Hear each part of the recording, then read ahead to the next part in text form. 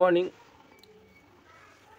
1 lakh question का series जो चला रहे हैं उसका आज पार्ट 3 हम लोग देखेंगे, जिसमें ये पार्ट 3 क्वेश्चन है। ये टोटल क्वेश्चन पूछा हुआ प्रीवियस क्वेश्चन ही है, किसी न किसी एग्जाम में ये पूछा ही गया है। जिसमें आज हम लोग देखेंगे क्या,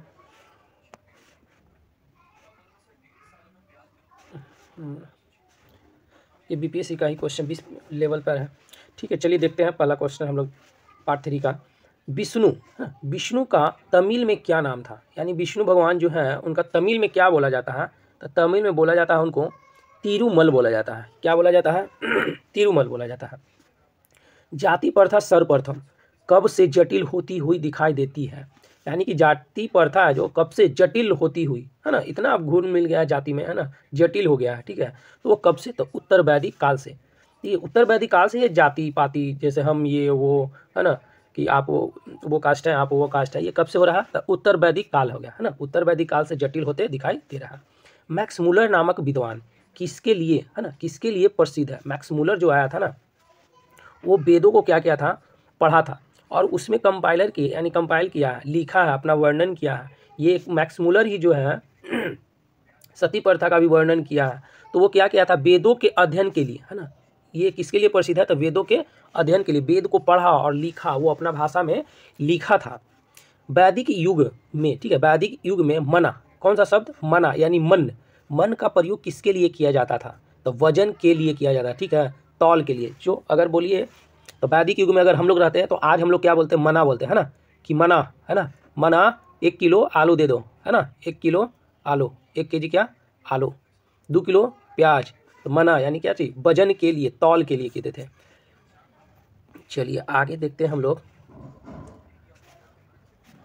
किस कारण से गण संघ, है ना, गण संघ क्षेत्रों को वैदिक उत्तर काल में मलेच्छ देश के रूप में इंगित किया है? तो वैदिक कर्मकांडों से विमुखता के कारण। बोला किस कारण से गण संघ को, यानी गण संघ जो क्षेत्र है हम लोग का, गणतंत्र जो है ना, राज्यों का संघ, तो गण संघ क्षेत्रों को वैदिक उत्तर में, यानी वैदिक उत्तर काल में, यानी वैदिक उत्तर काल में मलेच्छों का देश, है ना, मलेच्छ देश के रूप में इंगित किया है। तो वैदिक कर्मकांडों के विमुखता के कारण।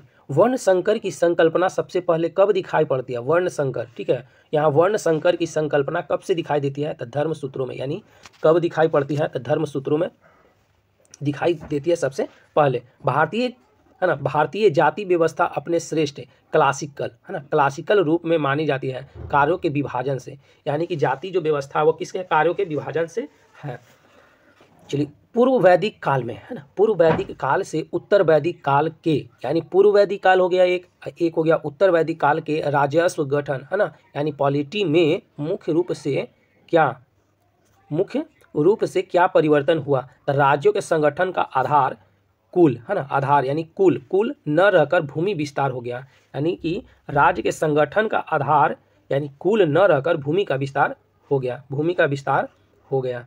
चलिए उसके बाद है आपका कि वैदिक धर्म एवं संस्कृति का प्रमाण चिन्ह क्या है? यानी वैदिक धर्म और संस्कृति का प्रमाण चिन्ह क्या है? तो यज्ञ, है ना, क्या है ये? यज्ञ। एक ही चीज मिलता है कि वैदिक धर्म और संस्कृति का प्रमाण चिन्ह है कि यज्ञ होते थे।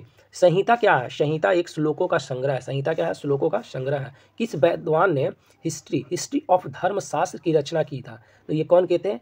पीवी काने ने किए थे। कौन किए थे? पीवी काने ने किए थे। ब्राह्मण पिता और वैश्य माता, है ना, ब्राह्मण पिता हो गया, वैश्य माता से जो उत्पन्न पुत्र होंगे उनको क्या बोला जाता है? तो अम्बष्ट बोला जाता है। क्या बोला जाता है? अम्बष्ट बोला जाता है। क्या? अम्बष्ट। एक समय वैदिक सभ्यता में राजा को गोपति कहते थे। यानी एक समय कौन था, है ना, एक समय में क्या कि वैदिक सभ्यता में राजा को गोपति कहते थे, राजा को गोपति कहते थे, जिसका अर्थ होता था मवेशियों का स्वामी। यानी गोपति का मतलब क्या? मवेशियों का स्वामी। वेद, उपनिषद, पुराण किस भाषा में लिखे गए हैं? तो संस्कृत भाषा में लिखे गए हैं। किस भाषा में लिखे गए हैं? संस्कृत भाषा में लिखे गए हैं। चलिए वैदिक भजनों, यानी कि वैदिक काल में जो वैदिक भजनों या मंत्रों के संग्रह को क्या कहा जाता है? तो वही संहिता कहा जाता है ना, संहिता कहा जाता है। महानदी का, है ना, महानदी का पौराणिक नाम क्या? महानदी जो है अभी उसका पौराणिक नाम नीलोत्पला है। नीलोत्पला का उल्लेख किस ग्रंथ में किया गया है? तो वायु पुराण में किया गया। किस में किया गया है? तो वायु पुराण में किया गया है। एकलव्य किस गुरु का स्वघोषित शिष्य था? यानी स्वघोषित, ये कौन थे?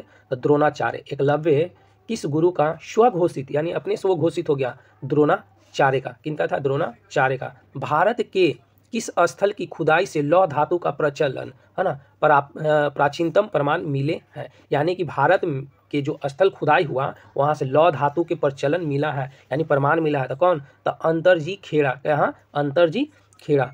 किस ऋषि के बारे में कहा जाता है कि उन्होंने दक्षिण भारत का आर्यकरण किया था? आर्यकरण किया था, उन्हें आर्य बनाया था। आर्य मतलब आज जो है ब्राह्मण, है ना, आर्य मतलब वो ब्राह्मण हो गया आज के, जो मध्य एशिया से आए थे। कहाँ से? मध्य एशिया से आए थे। और ये कौन? मैक्स मुलर भी बताता है ना। मैक्स मुलर बहुत सारा ये, है ना, राइट, यानी लेखक बताते हैं या इतिहासकार बताते हैं। तो बोल रहा है कि किस ऋषि के बारे में कहा जाता है कि उन्होंने दक्षिण भारत में आर्यकरण किया, यानी आर्य बनाया? अगस्त्य ऋषि। और आर्य बनाने का जो मंत्र है ना, आर्य बनाने का जो मंत्र कौन सा है? इसमें गायत्री मंत्र, है ना, गायत्री मंत्र ही। और भी है कुछ इसमें, आर्यकरण करने के लिए ही बनाया गया था। चलिए आगे देखते हैं हम लोग। किस काल में अछूत की अवधारणा स्पष्ट रूप से, है ना, कौन सा काल आया जिसमें अछूत की अवधारणा स्पष्ट रूप से उद्घृत हुई थी? यानी कि धर्मशास्त्रों के समय में जब धर्मशास्त्र आया, है ना, तो उस टाइम क्या हो गया कि सबसे ज़्यादा अछूतों को, है ना, अछूत, एक आता है शूद्र, है ना, एक आता है शूद्र, आता है एक अछूत आता है। ये कौन? धर्मशास्त्रों के समय में कौन सा वाद्य यंत्र, यानी कौन सा वाद्य यंत्र सबसे प्राचीनतम माना गया है? तो वीणा को सबसे प्राचीनतम माना गया। कौन सी जनजाति ऋग्वैदिक आर्यों, है ना, ऋग्वैदिक आर्यों के पंचजन से संबंधित नहीं थी? तो कीकट। यानी कौन सी जाति है जो ऋग्वेद आर्यों, यानी ऋग्वेद, है ना, ऋग्वैदिक आर्यों के पंचजन से संबंधित नहीं है? तो कीकट नहीं है। यानी किसे भारत का प्रथम विधि निर्माता माना जाता है? तो मनु को माना जाता है। ऋग्वेद के प्राचीनतम भाष्यकार कौन थे? तो स्कंद, है ना, स्कंद स्वामी। कौन थे? ऋग्वेद के भाष्यकार थे, यानी ऋग्वेद को भाष्य किए थे। कौन थे ये? ऋग्वेद के भाष्य किए थे तो स्कंद स्वामी किए थे। गौतम और बौधायन, यानी गौतम और बौधायन के अनुसार वैदिक उत्तर काल में वार्षिक ब्याज दर क्या थी? यानी कि वार्षिक ब्याज दर क्या थी? 15% थी। उत्तर वैदिक कालीन पंचाल राज, यानी पंचाल राज का प्रसिद्ध दर्शन नरेश कौन थे? तो प्रवाहन। कौन थे? प्रवाहन जबाली। यानी उत्तर वैदिक कालीन पंचाल राज के प्रसिद्ध दार्शनिक नरेश कौन थे? दार्शनिक नरेश कौन थे? तो ये थे प्रवाहन जबाली। नियोग प्रथा, है ना, नियोग प्रथा को किस धर्म सूत्र के अनुचित बताया है? तो बौद्धयान के। किसको? बौद्धयान के अनुचित बताया है। नियोग प्रथा चलता है ना।